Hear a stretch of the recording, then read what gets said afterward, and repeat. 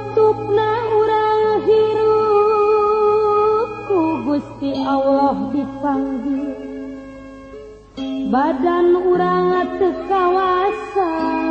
nolak ka kersa yang widi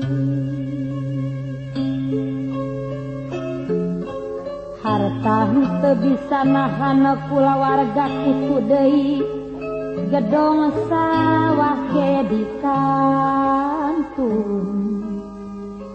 ngan boe wae nu ngiring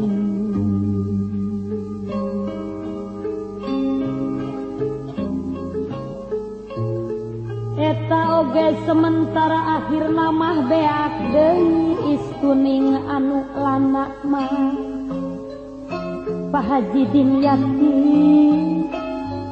ngan amal urang masing-masing nembe ngaraos kaduhung nyawa datang ti ajali kakara urang istighfar tobat moal deui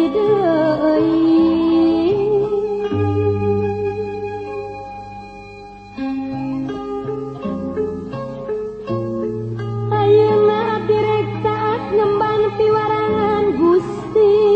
tapi Gusti anu agung tetep moal kersa nolih najan urang bebeakan hayang dihirupkeun deui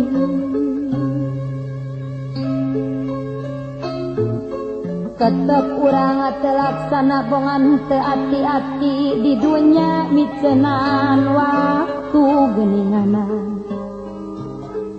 teu ngarti mangare sama sakali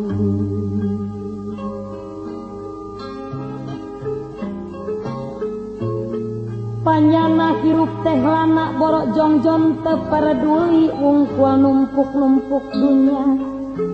akhirat mah teu ditolih waktu rek nutupkeun umur ngajeri ka Maha Suci Ibu Rama nalungkulana putra putu kitu dai caroge nu mikanya Gusti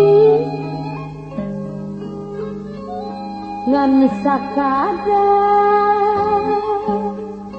bisa cering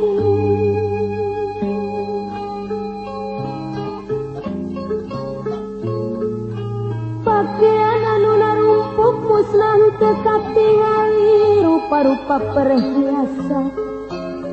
kabeh henteu diperduli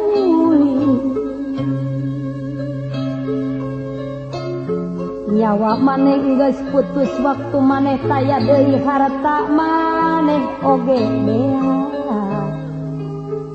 poe ieu musna leungit papisah raga jeung nyawa moal aya nu nyiksi kudu